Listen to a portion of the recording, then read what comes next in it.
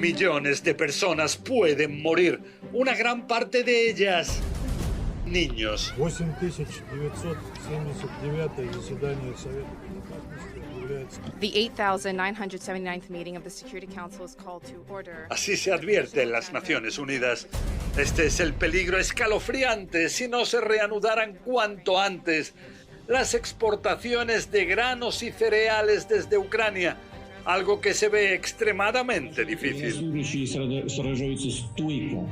Rusia las impide y asegura que los responsables están en Occidente por las sanciones que impusieron a su país.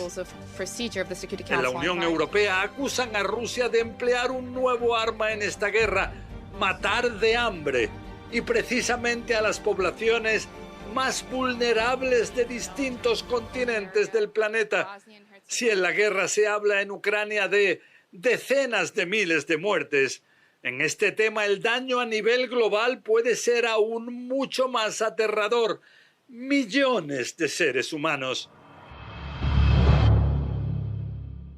Saludos. Les habla José Levi en un nuevo podcast de Desafíos Globales que quizá trata un tema que no sea para muchos tan interesante como otros, pero que sí hay que poner también en el centro de la atención global. David Beasley, encargado del Programa Mundial de Alimentos de la ONU, aseguró estos días que 325 millones de personas pueden estar expuestas a la inanición y que 49 millones se pueden encontrar a las puertas de ese gran demonio devastador. ¿Qué es el hambre? Decenas de millones de hombres, mujeres y niños cuyas vidas pueden verse truncadas de una manera cruel. Quizá esos niños se encuentran en países geográficamente alejados, en África, en Asia, y ni siquiera sean conscientes, sepan que existe un motivo ahora central que puede llevar a ese terrible desenlace: la guerra en Ucrania. Un país que es uno de los 4 o 5 principales exportadores globales de cereales básicos, trigo, maíz, centeno. Prácticamente también la mitad del aceite de girasol del mundo proviene de Ucrania. En total el 30%, una tercera parte casi, de los granos del mundo procedían hasta ahora de Ucrania y Rusia. Pero desde que comenzó la guerra en febrero, Rusia no permite que cargueros partan de los puertos ucranianos, sobre todo de Odessa, a distintos lugares del mundo. Y entonces, ¿qué es lo que pasa? Ahora están literalmente secándose en graneros en Ucrania escuchen, 20 millones de toneladas de estos cereales. En Kiev advierten de que al alterarse el ciclo normal de siquiera plantar estos cereales, se está generando una crisis alimentaria que puede llevar años superar, en una realidad en la que simplemente no haya suficientes suministros para todos. Y si en una tal crisis profunda alimentaria los países ricos pueden pagar los precios más elevados, ¿cuáles son los países que más pueden sufrir? Los más pobres, los más débiles, los más vulnerables, simplemente los que no tienen las fuentes económicas suficientes para pagar. En una realidad donde no se puede generar trigo u otros cereales simplemente de un día para otro. Son procesos largos que requieren tierras fértiles adecuadas, como las de Ucrania. En la Unión Europea se culpa a Rusia de chantaje, de transformar estos alimentos básicos en un arma de guerra, de ser la responsable de la terrible tragedia a la que se puede llegar en tantos lugares del mundo.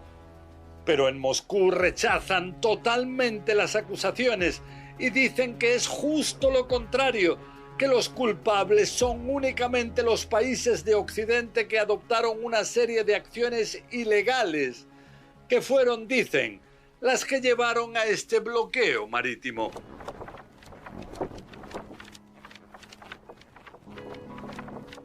Afirman que es el alivio de estas acciones, de las sanciones comerciales y financieras impuestas por Occidente, la forma que permitiría luego crear un corredor, un pasillo marítimo humanitario que facilitara la salida de los buques a sus destinos. Pero cuando eso no se ve real, se intentan encontrar soluciones alternativas. En la Alianza Atlántica hay quienes dicen que habría que escoltar por el Mar Negro a tales naves de carga, pero eso implicaría un riesgo de enfrentamiento directo entre Rusia y la OTAN, algo que se intenta evitar porque, como tantos advierten, podría ser una tercera guerra mundial.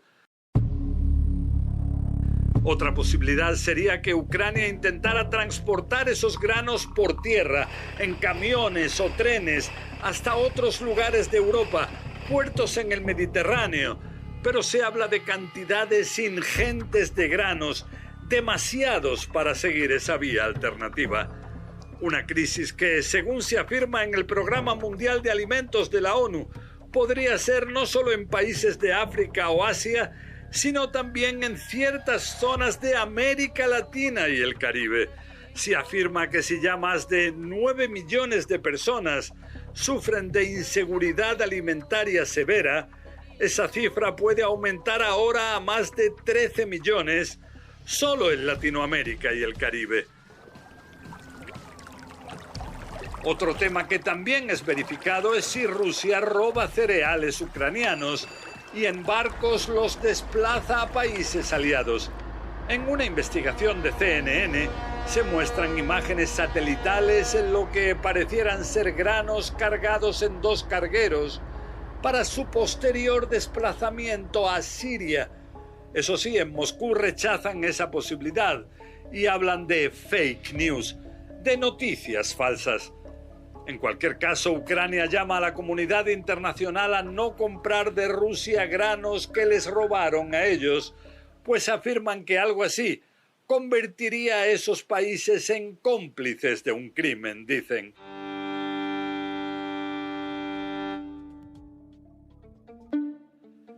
Bueno, hasta aquí este podcast.